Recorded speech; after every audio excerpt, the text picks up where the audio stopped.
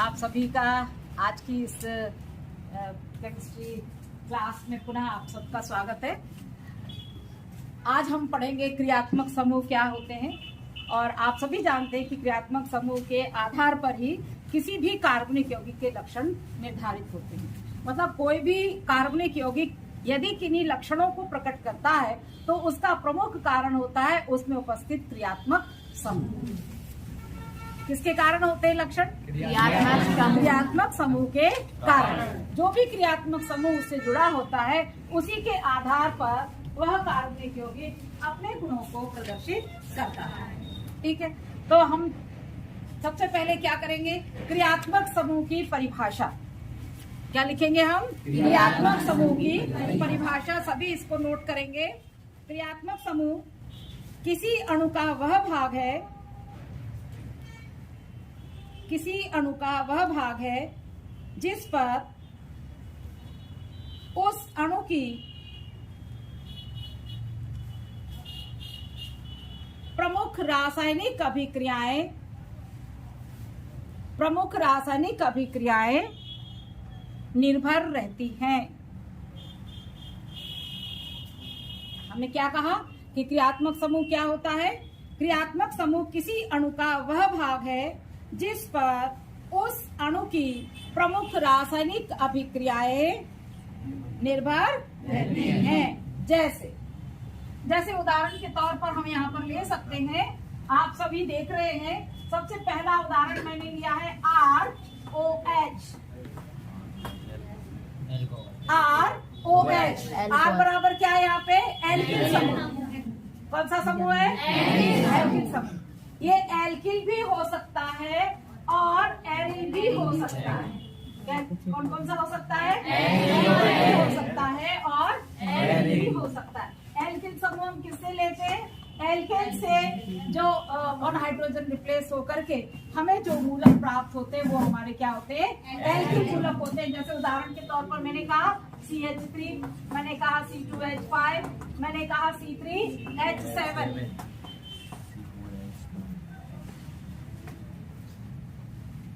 Aryl की बात करें तो एरिल हमें किससे प्राप्त होता है? एरिल मूलक C6H6 बेंजीन से।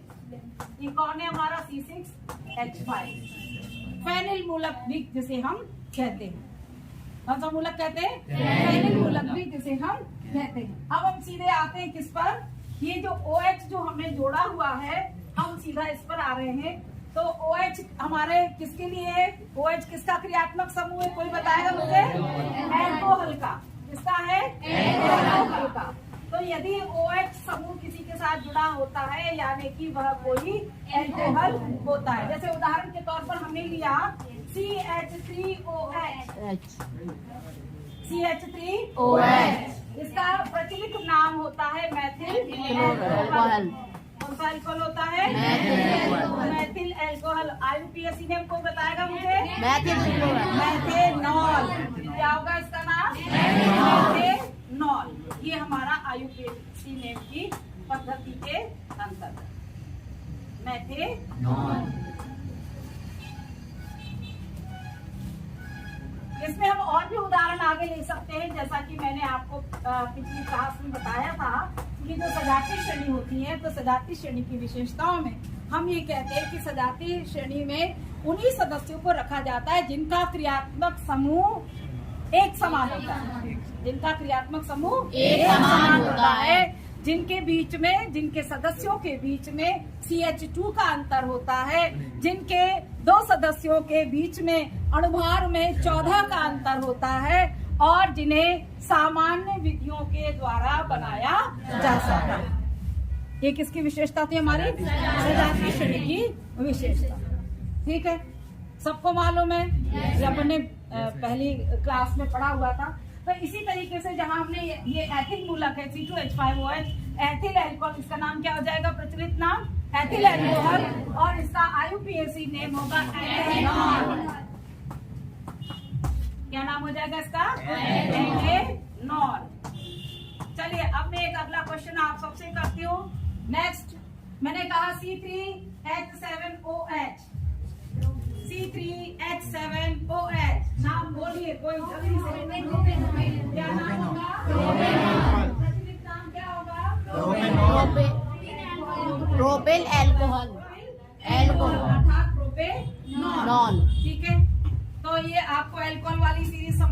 राइट। चलिए अब अगला हम लेकर आर के बाद CHO अर्थात एल्डिहाइड। अगला मैंने कहा क्रियात्मक समूह CHO। आर के साथ में क्या जुड़ा हुआ दिख रहा है आप सबको? CHO अर्थात एल्डिहाइड। कौन सा समूह होगा ये? एल्डिहाइड। सबसे सरल उदाहरण, सरलतम उदाहरण क्या है? HCHO। क्या है ये? HCHO। HCHO जो होता है उसका प्रचलित नाम होता है फॉर्मेल्डिहाइड। क्या नाम है? फॉर्मेल्डिहाइड। और इसका IUPAC नेम क्या हो जाएगा? मेथेनल। आप अंतर समझ रहे हैं ना? केवल एक बड़े आ की मात्रा का यहाँ पर अंतर है, किसमें? मेथेनॉल में और मेथेनल में। इसीलिए मैंने एल्कोहल के तुरंत बाद आपको एल्डिहाइड के बारे में बता। मैंने कहा CH3CHO, ये क्या है हमारा? अर्थात एस्टाल्डिहाइड अर्थात मेथेनल। मैंने कहा C2H5CHO, क्या नाम हो जाएगा उसका? प्रोपेनल्डिहाइड, है ना? हम इसको ऐसे भी लिख सकते हैं, प्रोपेनल्डिहाइड लिख सकते हैं, ठीक है। और इसका प्रचलित, उसका IUPAC नेम क्या हो जाएगा? प्रोपेनल, ठीक है। अब मुझे लगता है ये एल्डिहाइड वाली सीरीज समझ में आ गई होगी सबको? यस मैम, है ना? एल्कोहल हो गया हमारा, एल्डिहाइड हो गया। अब अगला नेक्स्ट,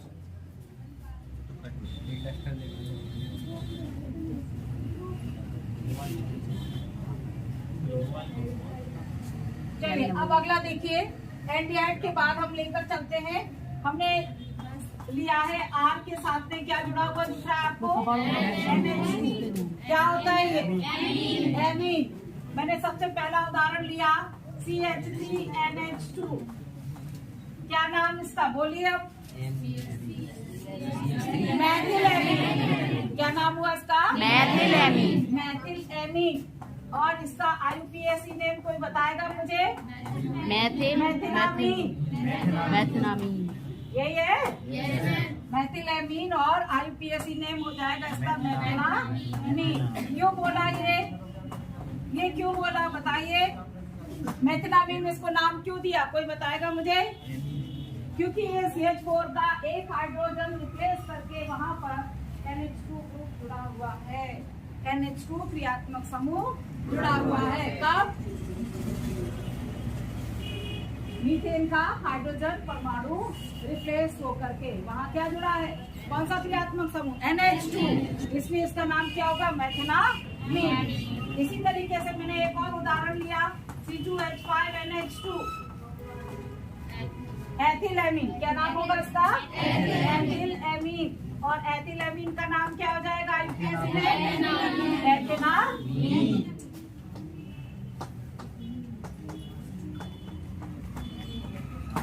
ठीक है। इसी तरीके से जैसे जैसे हमारे एल्केन समूह बढ़ते चले जाते हैं, वैसे वैसे हम जिस एल्केन से हमें जो एल्केन समूह प्राप्त हो रहे हैं उनके नाम के आधार पर हम उनका नामकरण करते जाते हैं। ठीक है। तो NH2 किसके लिए हो गया? एमीन। चलते आपको, आप देख रहे होंगे ये हमने लिखा है यहाँ पर ROR। ये क्या है हमारे? ईथर। दोनों तरफ हमारे एल्किल ग्रुप है, दोनों तरफ क्या है हमारे? एल्किल समूह।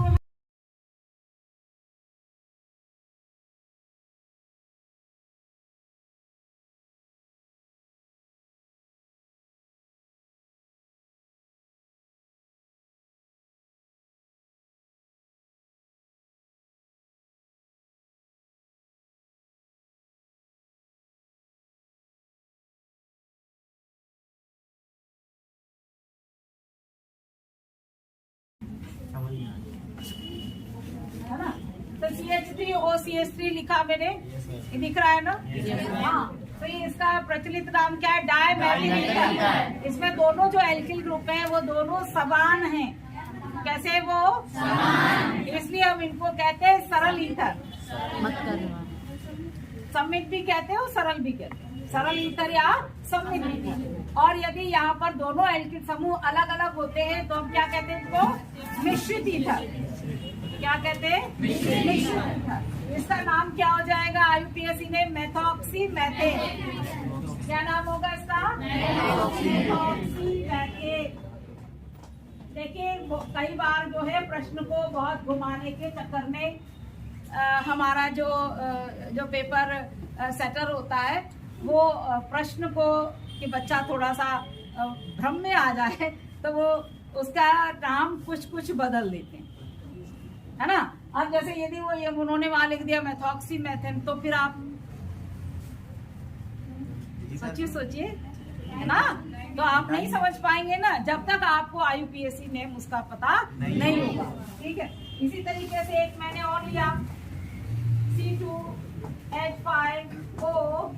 C2H5, ये क्या हो जाएगा? डायएथिल ईथर। इसका प्रचलित नाम क्या होगा? डायएथिल ईथर। और एथॉक्सीएथेन, इसका IUPAC नेम हो जाएगा एथॉक्सीएथेन। एथॉक्सी क्यों कहा?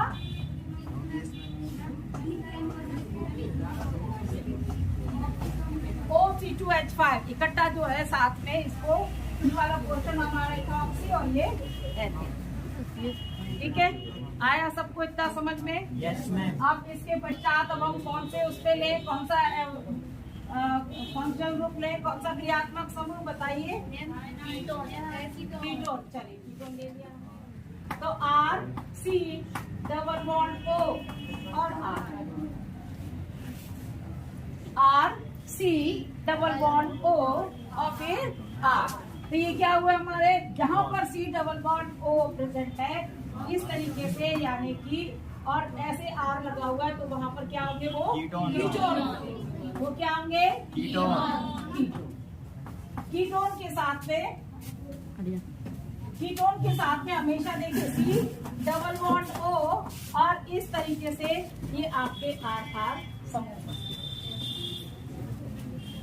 आ रहा है समझ में सबको? ये हम कीटोन के संदर्भ में बात करें। यदि हम एल्डिहाइड की बात करें तो हम एल्डिहाइड में भी कहते हैं कि एल्डिहाइड में भी C double bond O present होता है, पर यहाँ पर एक एल्किल ग्रुप है और यहाँ पर क्या है? यहाँ एक एल्किल, तो क्या आ जाएगा? CHO CH3CHO, यानी कि हमारा एल्डिहाइड और हमारा कीटोन दोनों में ही कार्बोनिल समूह उपस्थित रहता है। कौन सा समूह उपस्थित होता है? कार्बोनिल समूह उपस्थित होता है। चलिए अब हम आगे चलते कीटोन के नामकरण पर। हम देखते हैं सबसे पहले हमें एक उदाहरण दिया हुआ है CH3CO CH3, वेरी इंपॉर्टेंट।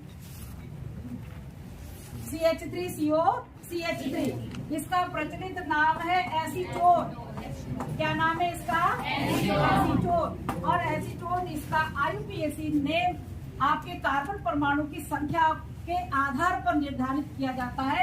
यहाँ पर कार्बन परमाणु कितने आपको दिखाई दे रहे हैं? 3। कितने दिखाई दे रहे हैं? 3। तो कार्बन 3 कार्बन वाला परमाणु, 3 कार्बन परमाणु वाला एल्केन कौन सा होता है? प्रोपेन। यानी इसका क्या नाम हुआ? प्रोपेनॉन। क्या नाम हो गया इसका? प्रोपेनॉन। आया सबको समझ में? Yes ma'am. कम से कम कुछ नहीं तो आप एक उदाहरण तो जरूर याद करते हैं। ठीक है, तो हमने अभी कितने पढ़ लिए? 5। कौन कौन से बताइए? एक बच्चा कोई मुझे बताओ। वैदिक आप बताओ कौन कौन से पढ़ लिया आपने? कौन से समूह? क्रियात्मक समूह कौन कौन से पढ़ लिए? अभी अपन ने क्रियात्मक समूह कौन कौन से पढ़े? कोई कौन देगा उत्तर मुझे? नीलम, हाँ बताइए। Very good. Alcohol, aldehyde, ethane, ether, ketone. 5 पढ़ लिया अपन। 5 क्रियात्मक समूह के बारे में अपन ने जाना कि इनके नाम क्या होते हैं और इनको हम IUPAC नेम हम इनका किस तरीके से निर्धारित करते हैं। ठीक है, बैठ जाइए। Very good Neelam. चलिए अगला। आप कुछ कह रहे हैं? No ma'am. नहीं? नो। और कोई कुछ कहना चाह रहा है? बताइए। हम कहते हैं कि जीवन किसी का भी आपको सफल जीवन यदि दिखाई देता है तो उसके पीछे उसकी मेहनत होती है, उसकी तपस्या होती है, जो उसने जीवन जिया है। बार बार हम आप सबसे कहते हैं कि भाग्य पहले से निर्मित नहीं होता। किस चीज से निर्मित होता है? क्षण प्रतिक्षण कर्म करने से, क्षण प्रतिक्षण अच्छे कर्म करने से हमारा भाग्य निर्मित होता है ना। और निश्चित ही हम जो है सफल व्यक्तित्व के स्वामी बनते हैं। चलिए आगे नेक्स्ट।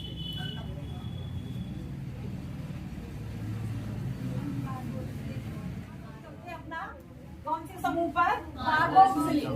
कौन सा लेते हैं हम? कार्बोक्सिलिक। तो कार्बोक्सिलिक आप सभी जानते हैं आर और COOH, जिसमें ये क्रियात्मक समूह लगा होता है, वो हमारे कार्बोक्सिलिक समूह, कार्बोक्सिलिक अम्ल होते हैं। क्या होते हैं वो? कार्बोक्सिलिक अम्ल होते हैं। जैसे SCOH। हाँ, जैसे वेरी गुड, इन्होंने उदाहरण दिया, इनके लिए क्लैपिंग कीजिए भाई सभी लोग। Very good. तो इसका सबसे पहला उदाहरण है, हमने कहा HCOOH। कौन सा अम्ल हुआ ये? फॉर्मिक अम्ल। इसका IUPAC नेम भी बताइए। मेथेनोइक अम्ल। कौन सा अम्ल हुआ? मेथेनोइक अम्ल। Methanoic acid. मेथेनोइक अम्ल, ठीक है।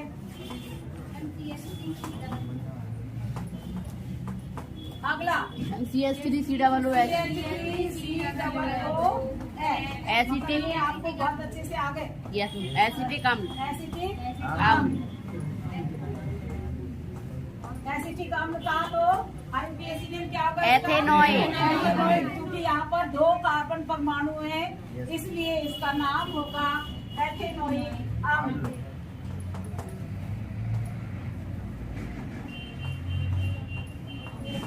इसी तरीके से एक और उदाहरण लिया हमने C2H5COOH।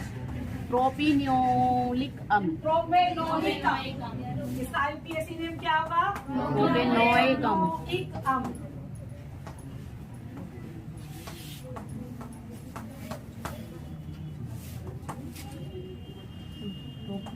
Propionic acid.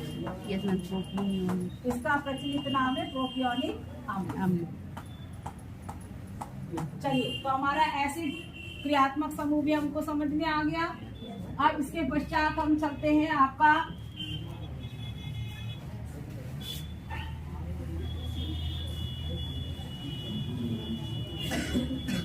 आप यदि एक एक दो उदाहरण भी कर लेंगे तो आपको आगे परेशानी नहीं आएगी। जैसे मैंने एक लिया, देखिए RCONH2। क्या लिया मैंने?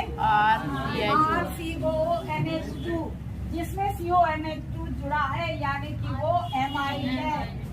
वो क्या है? एमाइड है। CONH2 किसके लिए आता है? ये एमाइड। ये वाला क्रियात्मक समूह हमारा कहलाता है एमाइड। क्या कहलाता है? एमाइड। तो हमने R हमारा क्या है यहाँ पर? वही आपका एल्किल समूह। जैसे मैंने एक ही उदाहरण में लिख रही हूँ यहाँ पर, आप केवल इतना ही याद कर ले, CH3CO एसिटामाइड। क्या नाम है इसका? एसिटामाइड। एसिटामाइड। इसी तरीके से हम आगे और भी इसमें और उदाहरण ले सकते हैं। मैंने एक और उदाहरण लिया, जैसे मैंने कहा C6H5CONH2। क्या लिया? C6H5CONH2। क्या नाम हो जाएगा? बेंजामाइड। क्या नाम हो जाएगा इसका? बेंजामाइड। लिख लीजिए। ये आपको पता था? Yes ma'am.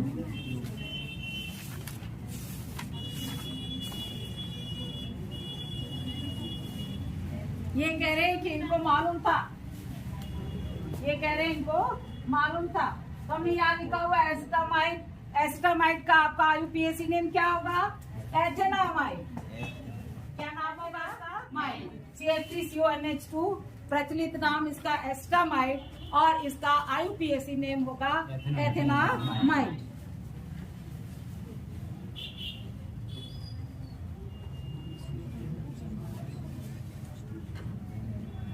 इसको हम क्या कह सकते हैं? C6H5CONH2 कहें तो बेंजामाइड तो हमने वैसे ही बोला है, और वैसे ही कहें तो RHBAC में क्या हो जाएगा? हाँ, बेंजेनामाइड। ठीक है, बेंजामाइड आप तो जो बोल रहे हैं बेंजामाइड, आप बेंजामाइड ही रखिए वही। ठीक है, C6H5CONH2 क्या हुआ? बेंजामाइड। ठीक है, चलिए यदि मैं यहाँ पर ले लूँ C2H5CONH, एक और उदाहरण ले लूँ यहाँ C2H5CONH2, क्या हो जाएगा इसका नाम? क्या हो गया? 3 कार्बन परमाणु है, प्रोपेनामाइड। क्या हो जाएगा? प्रोपेनामाइड, यानी 3 कार्बन परमाणु यानी कि प्रोपेन। समझ गए? जहाँ 3 कार्बन परमाणु यानी कि वहाँ पर क्या होगा? चलिए अगले क्रियात्मक समूह पर चले हम।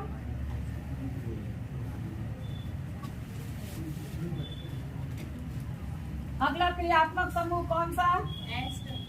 ये मिटा दूं मैं? Yes, ma'am. सबने नोट कर लिया है?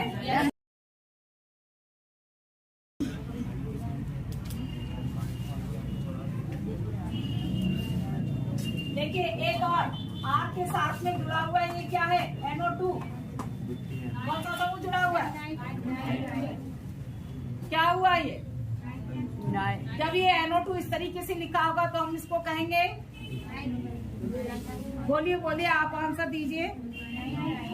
हाँ, क्या कह रहे हो सब?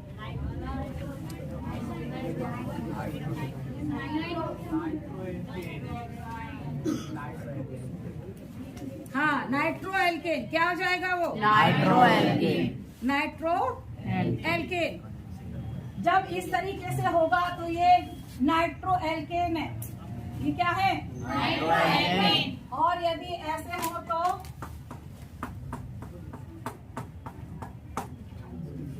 Alkyl nitrite. ये क्या हो जाएगा? Alkyl nitrite. दोनों में अंतर समझ में आ रहा है?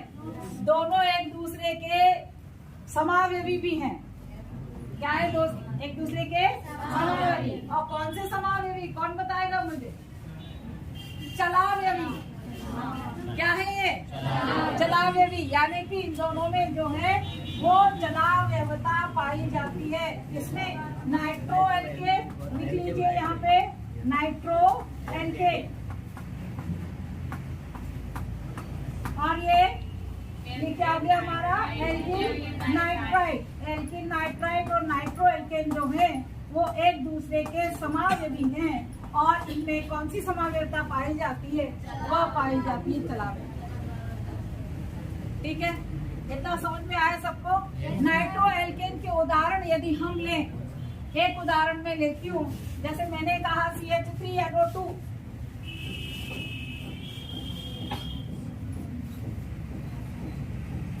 CH3NO2 क्या हुआ? ये नाइट्रोमीथेन। क्या नाम हुआ इसका? नाइट्रोमीथेन। नाइट्रोमीथेन। मैंने कहा C2H5NO2 क्या हुआ इसका नाम? नाइट्रोमीथेन। क्या हुआ? और मैंने इसको ऐसे लिख दिया CH3 और ये O और N और डबल बॉन्ड O। क्या हुआ ये? Methyl nitrite. क्या नाम होगा इसका? Methyl nitrite. समझ में आ रहा है ना सबको? हाँ, क्या समझ में नहीं आया? इसका क्या नाम है?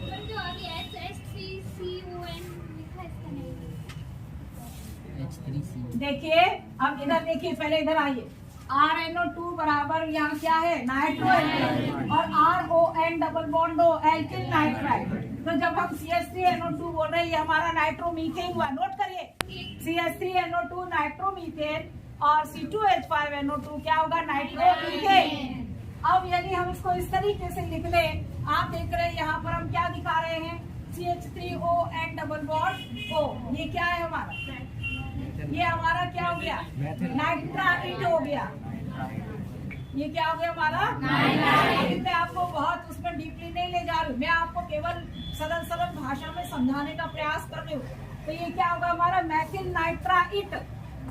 इसका क्या नाम हो गया? Methyl nitrite.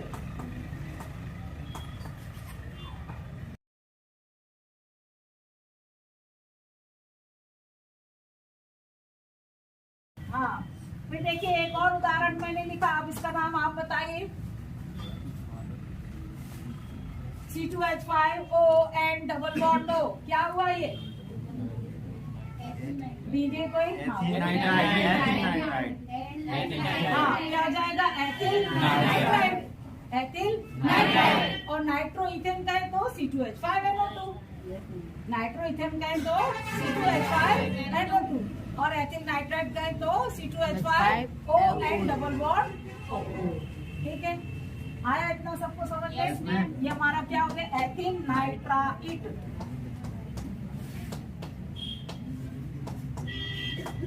समझ में आ रहा है सभी को? Yes, ma'am. हाँ, जहाँ समझ में नहीं आए प्लीज दोबारा फिर पूछ लीजिए। RN111C RN111C मैम RN111C आप लिखें। चलिए, इसके बाद हम वेरी इंपॉर्टेंट आपकी जो 12th में है हम उस पर लेकर के चलते हैं आपको ये सारी चीजें अगले वर्ष काम आएंगी 12वीं में।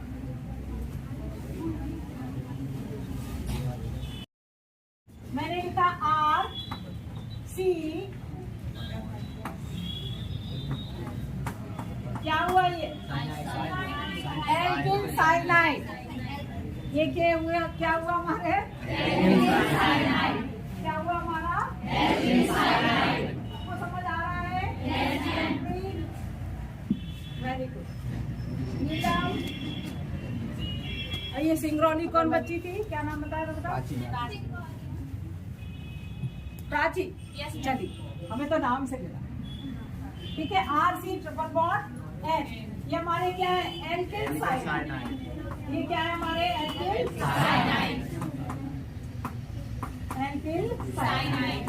अब इसमें हमने उदाहरण लिया, हमने लिया एल्किल की जगह लिख दिया CH3C। क्या नाम हुआ इसका? Methyl cyanide. Methyl cyanide. क्या नाम हुआ इसका? Methyl cyanide. अब देखिए, ये तो हमारे मेथिल साइनाइड हो गए। अब हम इसको यदि R N ये लिख दिया तो ये क्या हुआ? आइसोसाइनाइड। ये क्या हो गए? इसको कैसे याद करेंगे सब? देखो, साइनाइड तो CN सीधा और आइसोसाइनाइड कहे तो NC, national cadet. Yes ma'am. बताया था ना पहले भी? Yes ma'am. कि हम इसको कैसे याद करेंगे? National cadet NC। इसमें आप देख रहे हैं एक इसमें कोऑर्डिनेट बॉन्ड है और दो आपके डबल बॉन्ड है। हम यहाँ पर क्या लिखेंगे? Alkyl isocyanide. Alkyl isocyanide. आ रहा है समझ में? चलिए, इसमें हमने एक उदाहरण लिया CH3 फिर N ट्रिपल बॉन्ड C। क्या हुआ? ट्रिपल बॉन्ड नहीं है, यहाँ पर एक कोऑर्डिनेट बॉन्ड है और दो डबल बॉन्ड है। कोऑर्डिनेट यानी उपसा संयोजक बंध। उपसा संयोजक बंध वह बंध जो कि वैद्युत संयोजक और सहसंयोजक बंध दोनों का जो मिश्रण होता है वो होता है हमारा उपसा संयोजक बंध। तो हमने यहाँ लिखा CH3N कोऑर्डिनेट बॉन्ड है और दो डबल बॉन्ड NC। क्या हुआ? Methyl isocyanide. Methyl isocyanide. अच्छा, इसका नाम कहीं और भी सुना है आप सबने? Ma'am carbyl amine. इसमें सुना है? तो मेथिल आइसोसाइनाइड्स जो होते हैं वो कार्बिल एमीन कहलाते हैं। क्या कहलाते हैं? Carbyl amine. और ये बहुत विशेष दुर्गंध युक्त पदार्थ होते हैं। जब आप 12वीं में आएंगे तो आप पढ़ेंगे कि हम कार्बिल एमीन अभिक्रिया से आप क्या समझते हैं, या शॉर्ट नोट भी आता है कार्बिल एमीन अभिक्रिया क्या है, या कार्बिल एमीन अभिक्रिया का उत्पाद क्या है, अर्थात प्रोडक्ट क्या है, जो हमें प्राप्त हो रहा है वो पदार्थ क्या है, तो कौन सा पदार्थ होगा, वो हमारा एल्किल आइसोसाइनाइड। वो क्या होगा हमारा एल्किल आइसोसाइनाइड। अच्छा 2 दिसंबर अभी निकल के गया है, सबको पता है।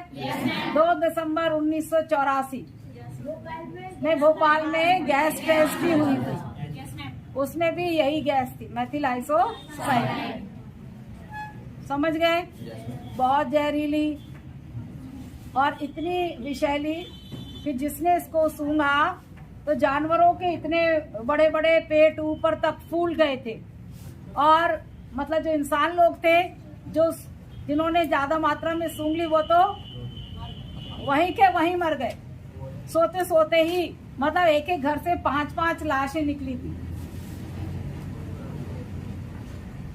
है ना। और इसका एक वाकया है कि हम लोग जो है, मैं और मेरी छोटी सिस्टर दोनों बस की छत पर बैठ करके ओबिदुल्लागंज तक पहुंचे थे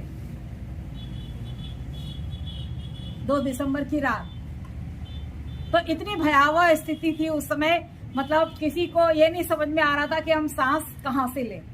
आप ये विश्वास नहीं करेंगे कि मतलब सांस लेने के लिए ऐसा लग रहा था बीच रास्ते में जब हम पूरा कारवा ऐसा, मतलब इतने सारे लोग रोते हुए जा रहे थे और सब खांसते हुए चीखते हुए, मतलब बहुत बुरी कंडीशन। और ऐसा लग रहा था कि कहा पान की गुमटी के नीचे भी यदि कहीं जगह मिल जाए तब वहां से हम सही तरीके से सांस ले पाए। इतनी मतलब गैस हम लोगों ने इनहेल कर ली थी, है ना। तो मतलब ये सब तो बहुत विषैली चीजें हैं, है ना। और ये भी कहा जाता है कि कहीं ना कहीं ये हमारे भारतीय लोगों पर एक एक्सपेरिमेंट था। चलिए अगला एक और हम आपको बताते हैं, तो मेथिल कार्बिल एमीन, ठीक है। अगला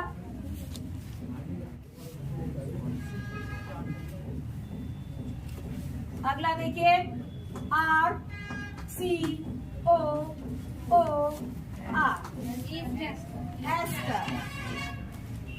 एस्टर्स। ये वाली रिएक्शंस जो है आप अपने स्कूल में, आप अपनी लैब में कर सकते हैं। अपने सारी सुविधा है ईश्वर की कृपा से, है ना।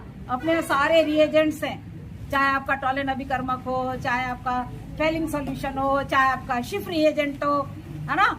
तो जो टॉलेन अभिकर्मक भी जो अपन बनाते हैं वो भी उसके लिए सिल्वर नाइट्रेट बहुत महंगा आता है, अपने लैब में वो भी है। समझ रहे, इतनी सी छोटी सी शीशी और 3000 से ऊपर की वो भी है। चलिए RCOOR मैंने कहा तो हमने लिखा यहाँ पर CH3COOCH3, क्या नाम हो जाएगा इसका?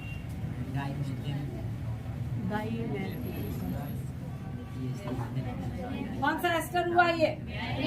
Methyl acetate. क्या कहेंगे हम इसको? Methyl acetate. इसी तरीके से मैंने कहा C2H5 COO C2H5, क्या नाम हो जाएगा? Ethyl acetate. क्या हो जाएगा? Ethyl acetate. तो जो हमारा मेथिल एसीटेट लिखा है इसका नाम हो,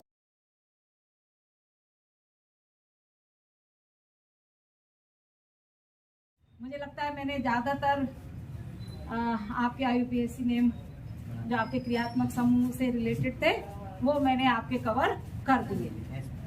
इतना सबको समझ में आया है? बहुत अच्छे से। आगे कोई गलती तो नहीं होगी? अपन फिर आगे की का देखें, आगे की देखा है, आगे का मैटर। आप जैसा कहेंगे मैं वैसा करूंगी, जैसा आप चाहेंगे करें। चलिए थोड़ा सा और मैं समझा देती हूँ इसी के साथ में आपको। इतना सब समझ में तो आया ना? आप ये सब नोट भी करते चले हो ना? Yes ma'am. सबकी फेयर कॉपी देखूंगी मैं। Yes ma'am. आइए बहुत खराब। चलिए अब हम आपको एक चीज और बताते हैं। जैसे कि आपने अल्कोहल में देखा था, तो आपने अल्कोहल में हम आपको ये बताते हैं कि प्राथमिक, द्वितीयक और तृतीयक अल्कोहल क्या होते हैं, मोनोहाइड्रिक और डाइहाइड्रिक और ट्राइहाइड्रिक अल्कोहल। Very important. और इसमें आपका IUPAC नेम भी एक आया है, 2-3 का, और बार बार पूछा पूछा गया। तो पहले हम मोनोहाइड्रिक अल्कोहल की बात करें तो मोनोहाइड्रिक अल्कोहल यानी कि जिसमें एक OH उपस्थित होगा, मोनोहाइड्रिक अल्कोहल। ये क्या हो जाएंगे हमारे, जिसमें हम क्या कह रहे हैं, एक OH है।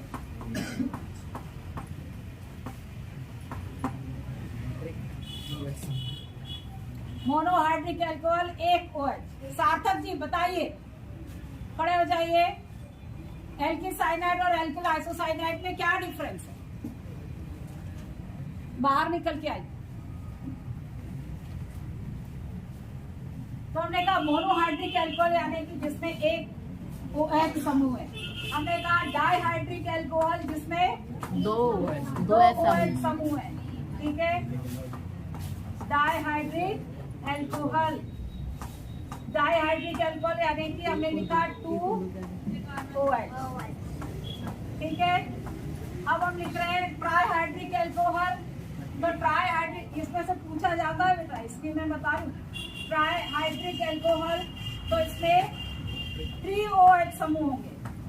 कितने होंगे, 3 OH अर्थात 3 अल्कोहल समूह। ठीक है, अब मैं आपको उदाहरण बताऊं उनके। जैसे मैंने लिखा मोनोहाइड्रिक अल्कोहल, तो मोनोहाइड्रिक अल्कोहल का एक उदाहरण हो गया कौन सा, CH3OH,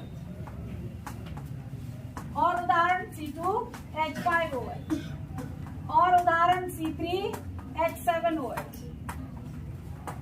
समझ में आ रहा है सबको? Yes ma'am. ये सब किसके उदाहरण है, मोनोहाइड्रिक। किसके, मोनोहाइड्रिक अल्कोहल। अब मैं बात करती हूँ किसकी, डाइहाइड्रिक अल्कोहल की। किसकी, डाइहाइड्रिक अल्कोहल। तो डाइहाइड्रिक अल्कोहल में एक उदाहरण केवल आपको बताऊंगी, वेरी इंपॉर्टेंट। उदाहरण तो कई है पर जो आपकी क्लास के लायक है वो मैं आपको बताऊंगी। उसका नाम है एथिलीन ग्लाइकोल, CH2OH और CH2OH। C2H4 आप सब जानते हैं, एथिलीन अपन ने पिछले लेसन में भी इस चीज को पढ़ा था, एल्केन, एल्किन और एल्काइन। तो CH2OH और CH2OH ये क्या है, एथिलीन ग्लाइकोल। नाम नोट कर लीजिए, एक और दो एथिलीन हाई, एथिलीन ग्लाइकोल। इसका ये लिख दिया मैंने। चलिए इसका IUPAC नेम लिखे, 1,2 एथेन डाइऑल। ये पूछा जाता है परीक्षा में। एथिलीन ग्लाइकोल इसका प्रचलित नाम है और इसका IUPAC नेम है एथेन डाइऑल। एथेन डाइऑल 1,2 या 1,2 एथेन डाइऑल भी लिख सकते हैं हम इसको।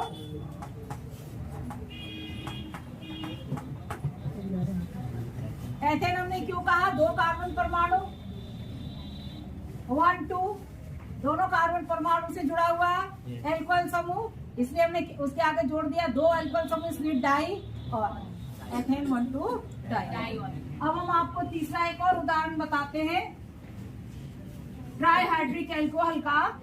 मैं यहाँ लिखती हूँ, ये मिटा दूं। इसमें ग्लिसरॉल दिया जाता है। ट्राइहाइड्रिक अल्कोहल का उदाहरण है CH2OH, CHOH और CH2। ये आपका ग्लिसरॉल, प्रचलित भाषा में इसका नाम है ग्लिसरॉल और इसका IUPAC नेम होगा प्रोपेन। चूंकि 3 कार्बन परमाणु है, प्रोपेन 1, 2, 3 ट्राइऑल।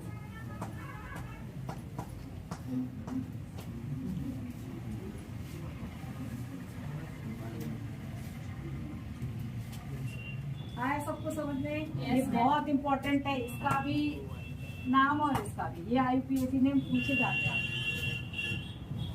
बंद कर रखा था, सांस आए थे।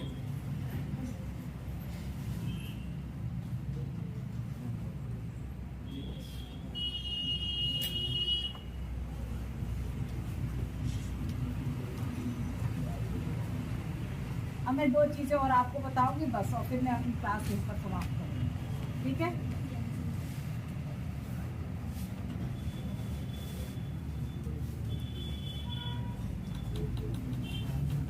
अगला हम कह रहे हैं कि प्राथमिक एल्कोहल आप समझ जाना, जैसे मोनोहाइड्रिक एल्कोहल है ना। तो प्राथमिक एल्कोहल का देखिए, प्राथमिक एल्कोहल का जनरल फार्मूला लिखिए सब, RCH2OH। जो ये वाले सूत्र वाले जो कहलाते प्राथमिक एल्कोहल, ये आप अभी याद कर लेंगे तो आपको अगले वर्ष बिल्कुल परेशानी नहीं होगी ऑर्गेनिक में, समझ लेंगे और कर लेंगे। आर के साथ में क्या जुड़ा हुआ है? CH2OH। क्या जुड़ा है? प्राथमिक एल्कोहल। दूसरा देखिए, द्वितीयक एल्कोहल की बात करें, RCHOH। RCHOH कौन सा एल्कोहल? द्वितीयक एल्कोहल। कौन सा एल्कोहल? द्वितीयक एल्कोहल। दो एल्किल समूह जुड़े हुए हैं, जुड़े हैं, और क्या जुड़ा है, और क्या समझ में आ रहा है? जो हमारा CH2OH था उसका एक हाइड्रोजन परमाणु रिप्लेस हो गया है और उसकी जगह एक एल्किल समूह जुड़ गया है, इसलिए हमने उसका सूत्र लिखा RRCHOH। RRCHOH आया सबको समझ में? अगला इसी तरीके से हम आगे लेकर के चलते हैं। तृतीयक एल्कोहल 3 एल्किल समूह और यहाँ पर हो जाएगा COL। ये हमारे क्या हो गए? तृतीयक एल्कोहल। इसमें 3 हमारे एल्किल समूह हैं और बताइए, हाइड्रोजन परमाणु रिप्लेस हो गए हैं और केवल एक क्या है हमारा, ये एल्कोहल फंक्शनल ग्रुप जुड़ा हुआ क्रियात्मक समूह और 3 एल्किल समूह कार्बन परमाणु से जुड़े हुए हैं। इस प्रकार से कार्बन की चारों संरचना यहाँ पर संतुष्ट हो रही। आया इतना सबको समझ में? RRRCOH ये क्या है हमारा? तृतीयक एल्कोहल। अब मुझे लगता है कि आज की क्लास आपकी सफिशिएंट हो चुकी है और जो आपका बेसिक था आपका ऑर्गेनिक का काफ़ी कुछ मैंने समझा दिया है ना। तो अब आज की क्लास आप सबकी यहीं पर समाप्त होती है और आप सभी को बहुत बहुत धन्यवाद। Thank you ma'am.